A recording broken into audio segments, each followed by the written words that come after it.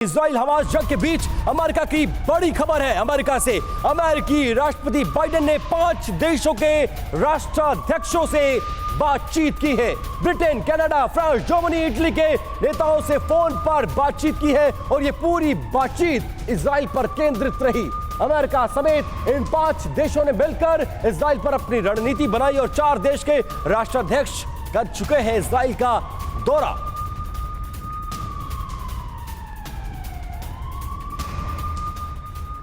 Israel Hamas की जंग के जरिए एक ऐसा एंटी अमेरिका वॉर फ्रंट तैयार हो रहा है जिससे अकेले टकराना बाइडेन को बहुत भारी पड़ सकता है। इस लड़ाई में एक और इजराइल के साथ खड़ा है अमेरिका, तो दूसरी ओर उसके 3 सबसे बड़े दुश्मन। इसमें सबसे पहला नाम रूस के राष्ट्रपति व्लादिमीर पुतिन का है, जो यूक्रेन की जंग के बाद अमेरिका से टकराने के लिए हर वक्त तैयार रहते।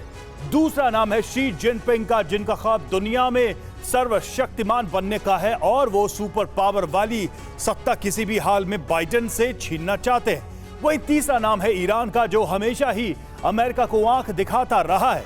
अमेरिका के युद्ध में उतरने के बाद अब वो भी उसे चुनौती देने का कोई मौका नहीं छोड़ेगा।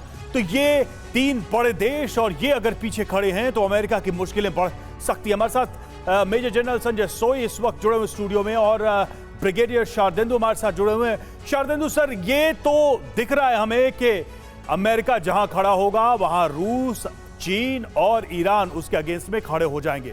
लेकिन अगर ये जगह वॉर जोन है, अगर ये जगह गाजा पट्टी है, ये जगह फिलिस्तीन का युद्ध क्षेत्र है, तो स्थितियां कितनी चैलेंजिंग होगी अमेरिका के लिए कल को अगर अमेरिका मजबूरन सामने आता है इजराइल के साथ तो इस युद्ध में।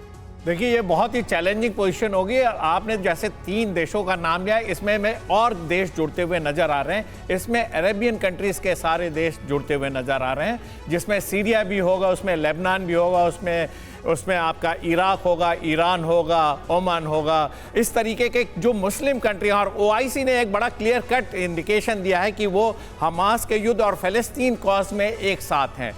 तो लिहाजा ये युद्ध बढ़ता हुआ दिख रहा है और मिडिल ईस्ट इस बार बैटलफील्ड बनेगा जहां की तबाही निश्चित है। उसमें देखिए, एग्जिस्टेंस 2 कंट्री का निहित है, फिलिस्तीन का और इजराइल का। अगर इस तरीके का युद्ध मिडिल ईस्ट में लड़ा गया तो एक चाहे फिलिस्तीन या इजराइल खत्म होता सा दिख रहा है। लिहाजा मेरा मानना है कि इसको यहाँ रोकने की जरूरत है, ऐसे लामबंद करने की जरूरत नहीं है जहाँ की पूरे के पूरे इस्लामिक वर्ल्ड एक जगह इकट्ठे हो जाए, अरेबियन कंट्री एक जगह इकट्ठे हो जाए और अमेरिका इसमें घी डालने का काम ना करे। उसको इस समय शांति दूत बनना चाहिए, सिचुएशन आउट ऑफ कंट्रोल ना हो। लिमिटेड ऑपरेशन के तहत हमास जैसे आतंकवादी संगठनों का विनाश करें, वो ज्यादा मतलब संकेत, सर आपकी बात से संकेत साफ है कि बेशक फिलिस्तीन की धरती पर यह युद्ध लड़ा जा रहा है, लेकिन फिलिस्तीन, हमास, गाजा पट्टी का यह इलाका अकेला नहीं है। तमाम बड़े मुल्क, अमेरिका जैसे इजराइल का साथ दे रहा है, फिलिस्तीन के साथ भी तमाम बड़े मुल्क खड़े हैं और अगर जंग बढ़ी तो फिर दायरा बढ़ेगा। इस बीच एक बड़ी खबर, गाजा में अब तक सबसे घातक हमला। गाजा पर रात भर एक बार फिर से इजराइल ने एयर स्ट्राइक किए। जंग के 17वें दिन गाजा में भीषण तबाही देखने को नजर आए। पूरा आसमान रात के अंधेरे में बारूद के गोले से चलता रहा। बीती रात हुए हमले में 400 से ज्यादा लोगों के मौत की आशंका जताई गई है। हमले में 400 से ज्यादा लोगों की हमले में मौत हुई और जहां जहां हमास के लड़ाकों के छिपे होने की आशंका है वहां यह हमले किए गए। देखिए कैसे रात भर एयर स्ट्राइक करती हुई नजर आई इजरायली डिफेंसिव फोर्स।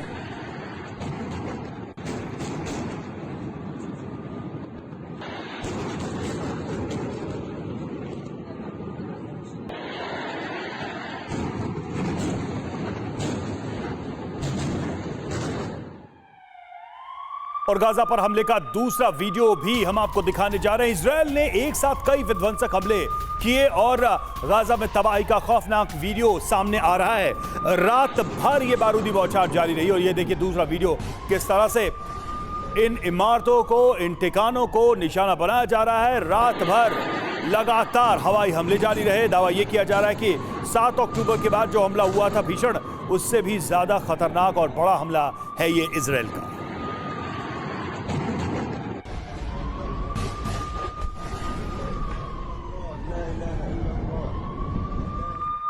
और एक और बड़ी खबर, गाजा पट्टी के अस्पतालों के पास एक बार फिर से इजरायली फोर्स ने बड़ा हमला किया है।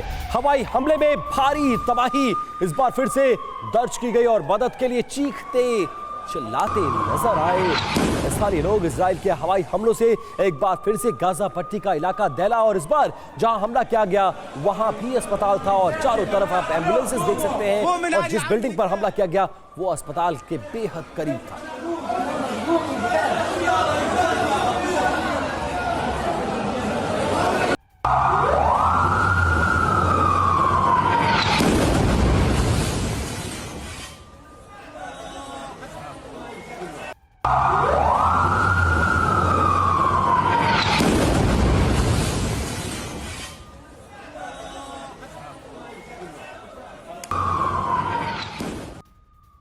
और दो तस्वीरें आप देखिए, इन दो तस्वीरों से साफ है कि इजराइल हमास जंग के दौरान अस्पताल भी नहीं बख्शे गए और गाजा में इससे पहले भी अस्पताल पर हमले हो चुके हैं।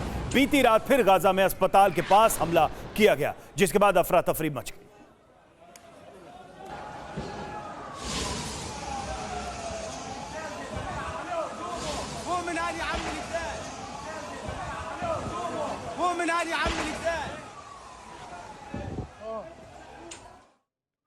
और अगली बड़ी खबर, गाजा पर बमबारी के बाद की तस्वीरें सामने आई है। कई इमारतें इसमें जमींदोज हो गई। मलबे में रात भर घायलों की तलाश करते नजर आए स्थानीय लोग। और ये देखिए कैसे राहत और बचाव कार्य चल रहा है। लगातार गाजा पट्टी के इलाकों में आईडीएफ एयर स्ट्राइक कर रही है और उसके बाद ये आग, ये मलबा, ये चारों तरफ तबाही का मंजर नजर आया और इसमें अपनों को तलाशते, अपनों को बचाते ये तमाम लोग। ये रिहायशी इलाका था जहां पर हमला किया गया और बड़ा इलाका मलबे में तब्दील हो गया।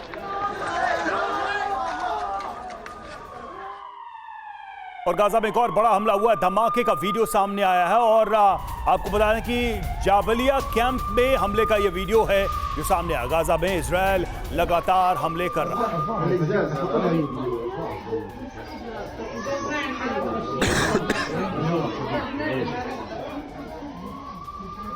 इस हमले में बड़ी संख्या में लोग घायल हुए हैं। घायलों को मदद पहुंचाने की भी लोग कोशिश कर रहे हैं। लेकिन ये तस्वीरें आप देखिए हमले के बाद कैसे हालात हो गए इन कैंपों में, इन घरों में। और सबसे बड़ी चुनौती इस वक्त यही है कि जो लोग घायल हो रहे हैं उनको इलाज कहाँ पहुंचाया जाए, क्योंकि अस्पतालों पर भी हमले हो रहे हैं। ये देखिए वीडियो, जब लोग घरों में बैठे थे तभी ये हमले हो रहे थे और लोग घायल हुए थे। संजय सोई सर, एक मानवीय पक्ष भी है इस पूरे मामले में। पूरी दुनिया के अलग अलग देशों में प्रोटेस्ट हो रहे हैं और इन्हीं तस्वीरों का बार बार जिक्र हो रहा है। क्या दुनिया में अब कोई ताकत नहीं बची है जो इन विषयों पर भी बात कर सके?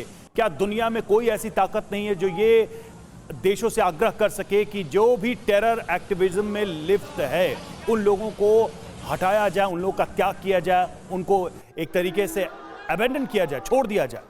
नहीं, बिल्कुल रवि जी, आप जो ये बात है बहुत ही इंपॉर्टेंट पॉइंट है इस समय में।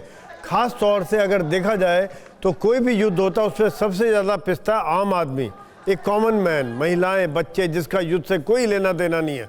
और यहाँ पर भी जिस प्रकार से भी आपने वीडियो दिखाए हैं, वो कौन घायल हो रहे हैं? छोटे छोटे बच्चे, औरतें, हॉस्पिटल्स पे अटैक हो रहे हैं, स्कूल्स पर हो रहा है, रिफ्यूजी कैंप पर हो रहा है। ये जो कारण है, कई बार ये भी हो सकता है कि इसमें कहीं ना कहीं एक ऐसा एमिशन हो रहा हो, रेडियो सेट के द्वारा वहाँ पे ऑपरेट किया जा रहा हो आसपास से, जिसकी वजह से एक पिन पॉइंट अटैक जाता है जो कि उसको गाइड करके वहाँ ले जाता है। तो ये गलती से हमला है। मैं ये मानता हूँ कि शायद अस्पताल के ऊपर या रिफ्यूजी कैंप पर जानबूझकर कोई हमला नहीं करेगा, ये कहीं ना कहीं इसमें गलती है। लेकिन गलती का खामियाजा जो भुगत रहे